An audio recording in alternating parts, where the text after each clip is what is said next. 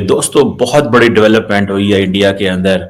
नरेंद्र मोदी एक बड़ा इलेक्शन जो है वो जीत रहे हैं। मोदी जी ने क्या ऐसा जिसे कहते हैं ना मंत्र फूका है कि ममता बनर्जी जो काफी अरसे से जीतती चली आ रही थी और उनको एकदम कॉर्नर कर दिया। या समझ लें कि दीदी बंगाल हार गई हैं, कि भारत के इतिहास में अब तक का सबसे कॉम्प्रोमाइज चुनाव, सबसे अनफेयर चुनाव, जिसमें कोई लेवल प्लेइंग फील्ड, अंग्रेजी में कहते हैं, हिंदी में कहें तो कोई भी दोनों को बराबरी की जगह नहीं मिली, बराबरी का मैदान नहीं मिला जिससे दोनों खेल पाते।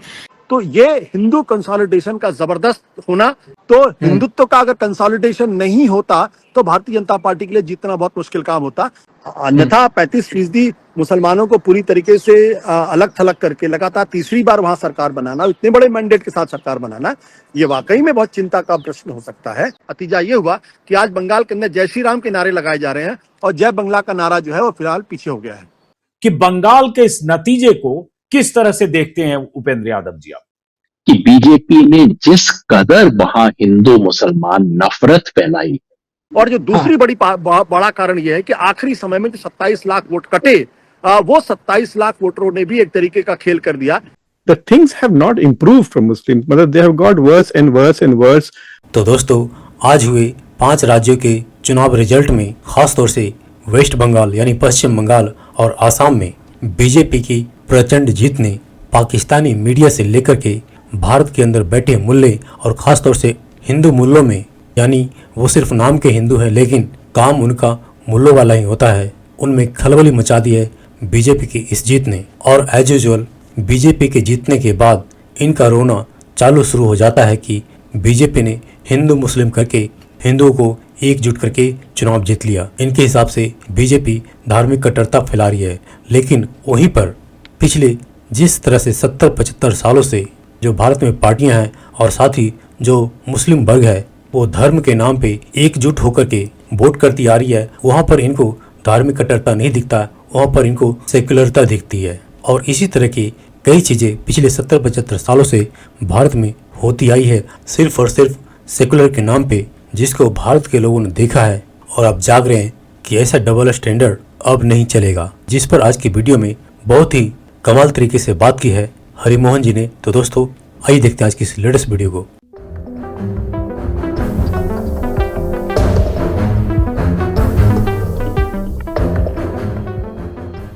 आजकल आप लोग क्या कर रहे हैं? मोदी जी ने क्या ऐसा जिसे कहते हैं ना मंत्र फूका है कि ममता बनर्जी जो काफी अरसे से जीतती चली आ रही थी और उनको एकदम कॉर्नर कर दिया। अचानक से ये चमत्कार कैसे हुआ कि इतने जबरदस्त और बड़े मार्जिन से कहिए कि बीजेपी जीत रही है या जीत चुकी है बंगाल में?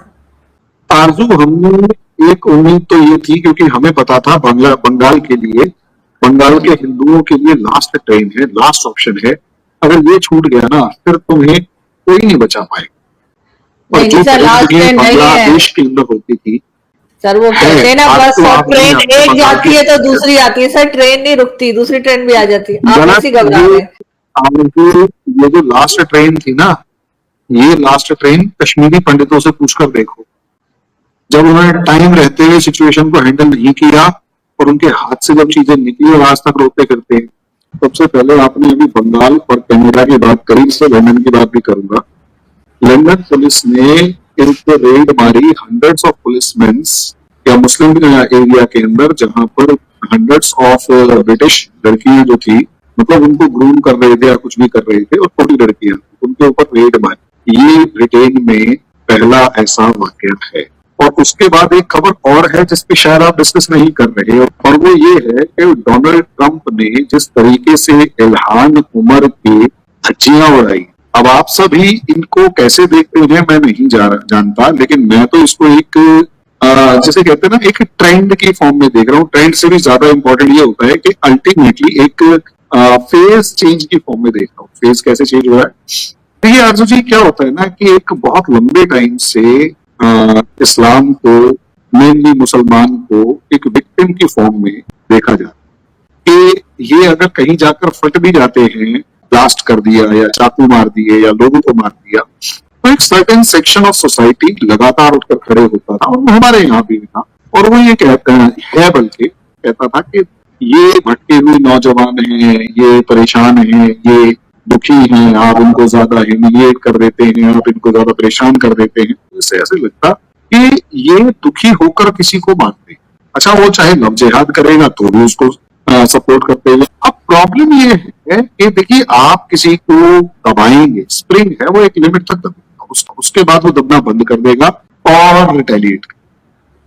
अब यहाँ यही चल रहा है।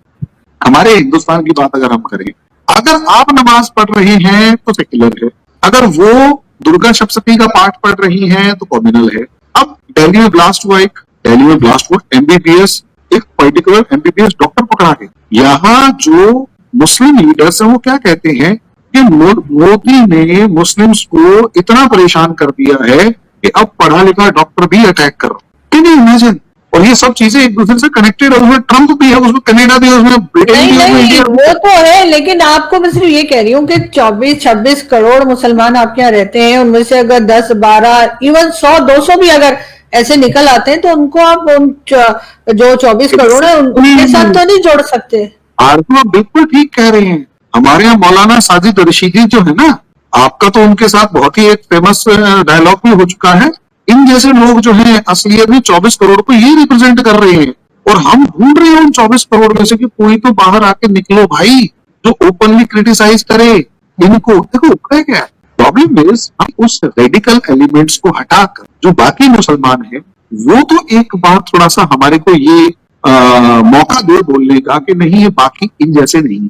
यहाँ अगर आप देखेंगे तो अलग अलग ग्रुप्स में हर कोई वही कर रहा है जो मामला है। जैसे आप आज देखिए, पाकिस्तान जीत जाए, आपके पाकिस्तान में इतना बम पटाखे नहीं फूटेंगे जितना हमारे यहाँ मुस्लिम एरियाज में फूटेंगे।